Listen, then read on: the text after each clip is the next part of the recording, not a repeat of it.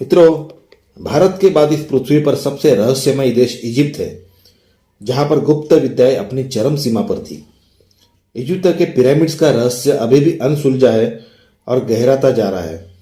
लेकिन आज हम इजिप्ट की गुप्त सम्मोहन विद्या के विषय में बात करेंगे।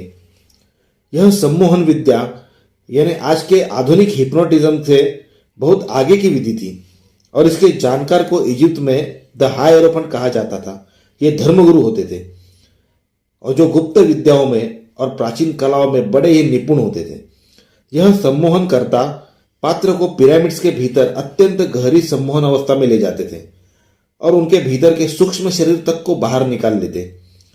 कई पिरामिड्स बनाने का उद्देश्य व्यक्ति के भीतर की आत्मशक्ति को जागरूक करवाना भी होता था। केवल मृतकों के शवों को संरक्षित रखना यह उनका उद्देश्य नहीं होता था। पिरामिड्स के भीतर जो चित्र पाए गए हैं उनमें गूढ़ विद्या की देवता अनुबिस को गहन सम्मोहन निद्रा में सोए पात्र के सूक्ष्म शरीर को जगाने की विधि करते हुए दर्शाया गया है।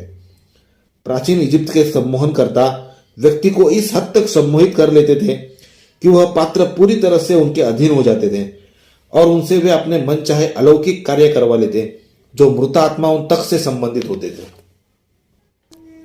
मित्रों, सम्मोहन कला के दो मुख्य प्रकार होते हैं, जिसमें एक है दूसरे को सम्मोहित करना यानी हेट्रो हिप्नोटिज्म और अपने आप को सम्मोहित करना यानी स्व सम्मोहन सेल्फ हिप्नोटिज्म।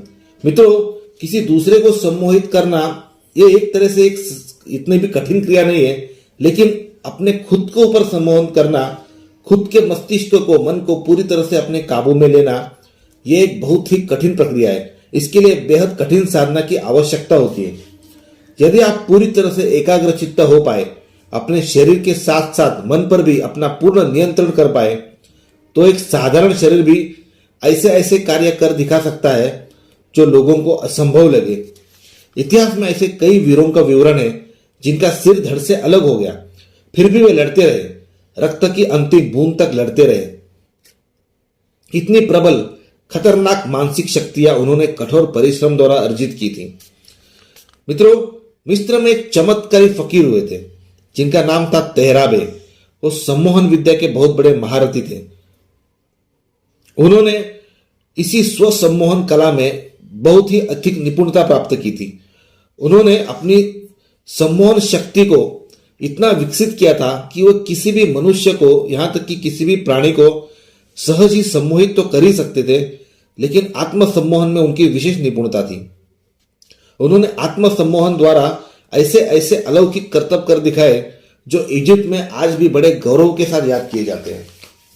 तेहराबे ने अपने शरीर के समस्त तंत्रिका तंत्र पर ऐसा कठोर नियंत्रण प्रस्थापित कर लिया था कि वे शरीर भर विद्या के अनेक अद्भुत प्रदर्शन कर दिखाते थे।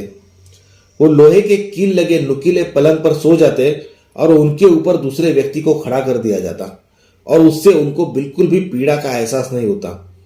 उनके शरीर के ऊपर पत्थर को फोड़ा जाता, लेकिन पत्थर तो फूट जाता, लेकिन उनका शरीर वैसे ही सुरक्षित रहता जैसे पहले था। यहां तक कि वो अपने शरीर को लोहे सा कठोर बना देते और पूरी तरह से वेदना विहीन शरीर को बना देते।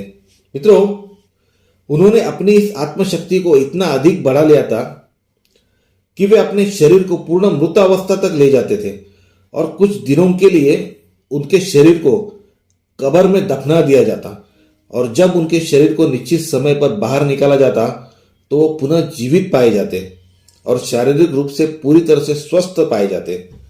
तेहराबे हमेशा कहते थे, माना कि आदम खुदा नहीं है, मगर खुदा की कसम खुदा के नूर से जुदा भी नहीं है।